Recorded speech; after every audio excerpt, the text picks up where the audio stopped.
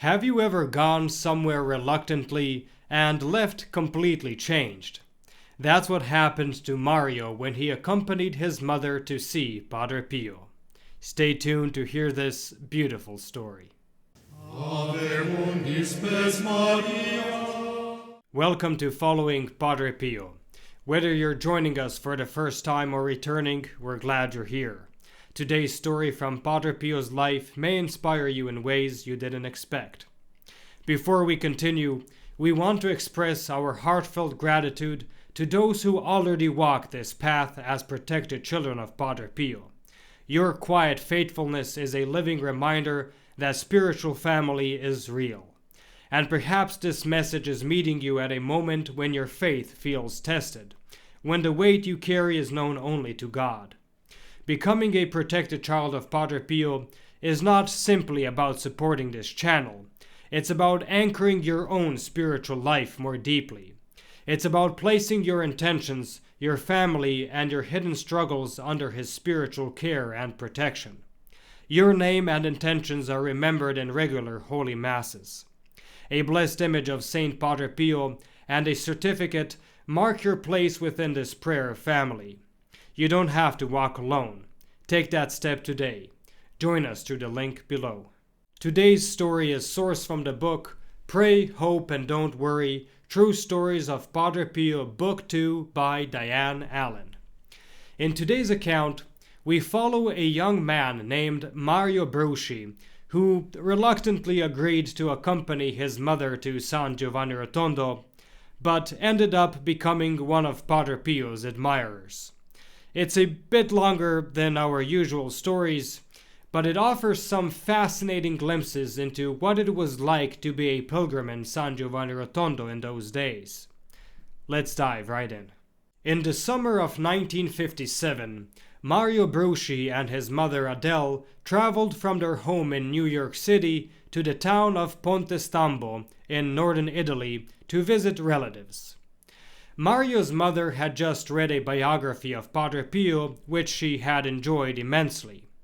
She decided that while they were in Italy, she wanted to travel to San Giovanni Rotondo to attend Padre Pio's Mass, and she asked Mario to accompany her. But to 23-year-old Mario, the idea did not sound appealing at all. He was having a great time in Ponte Stampo, meeting new friends and going dancing at the local nightclubs. He had a lot more interesting things to do than go to a convent to see an elderly friar, so he declined his mother's invitation. "Your mother should not make the trip alone," his aunt told him. "It would be much safer if you go with her." Mario knew she was right. Reluctantly he agreed, figuring they'd spend one day at the convent and then be on their way back. But, as you can imagine, things did not unfold the way Mario expected. For one thing, he was already on the train when he discovered that the journey would take at least 12 hours. That alone tested his patience. Then, when they finally arrived at San Giovanni Rotondo, they were informed that they would have to wait 10 days before their number would be called for confession with Padre Pio. 10 days. For Mario, the thought of being stuck there was unbearable. There was the convent, the church, and practically nothing else. Most pilgrims spent nearly the entire day inside the church because that was where Padre Pio could be found. Here's an interesting detail that you don't hear often. The church was not always as quiet as one might expect.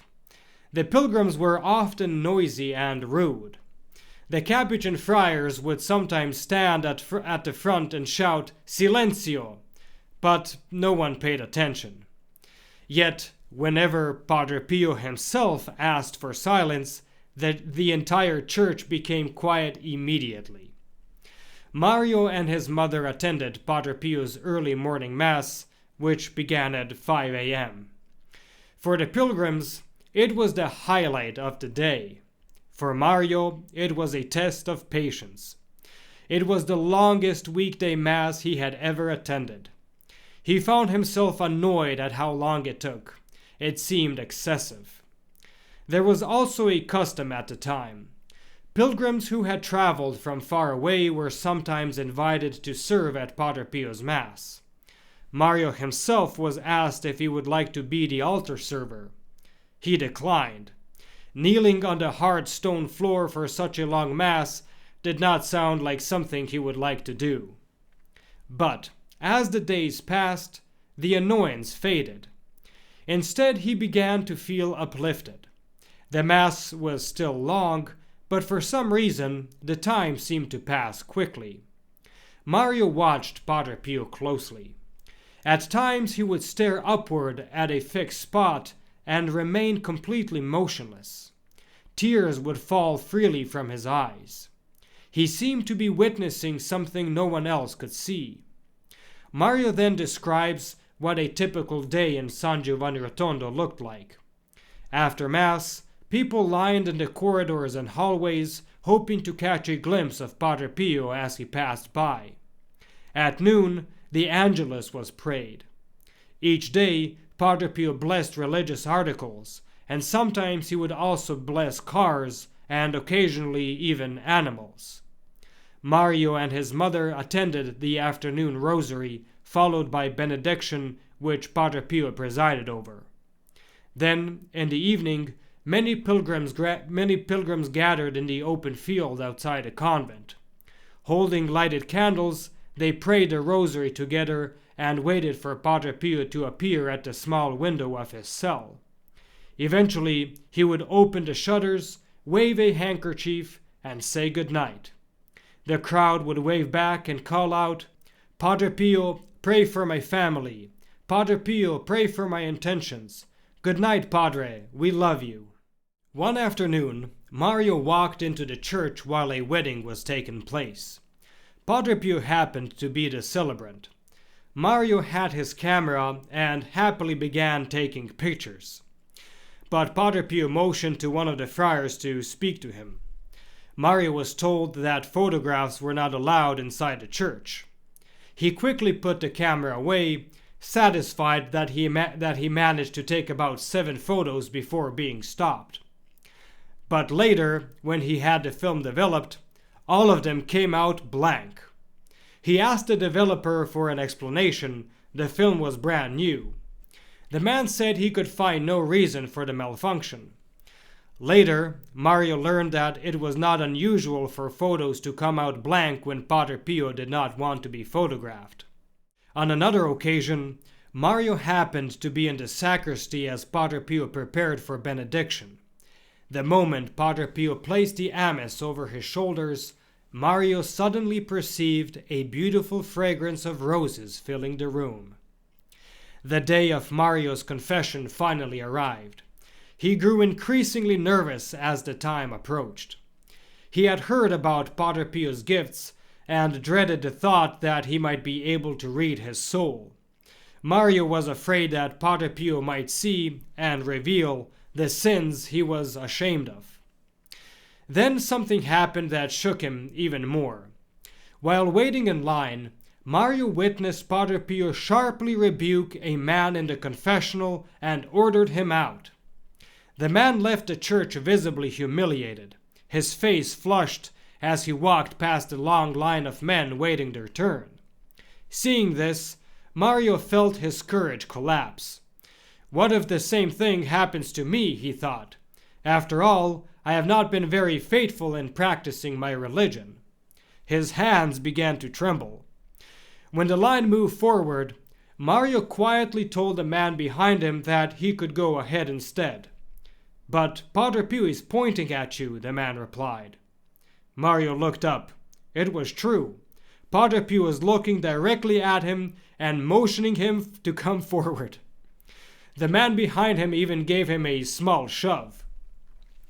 At the time, men's confessions were heard in an open confessional in the sacristy of the old church. Padre Pio sat on a chair, a wooden kneeler placed in front of him.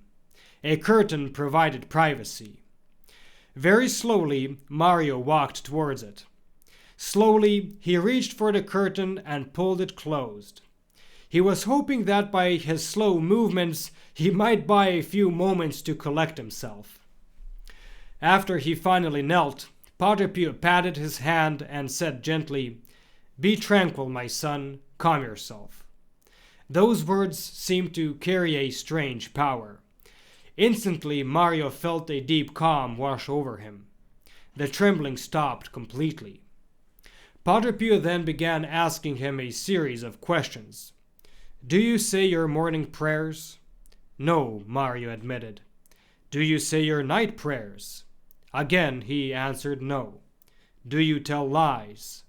"Yes," Mario replied quietly. It went on like that for some time. Padre Pio seemed to know exactly what to ask. They were all related to Mario's areas of weaknesses.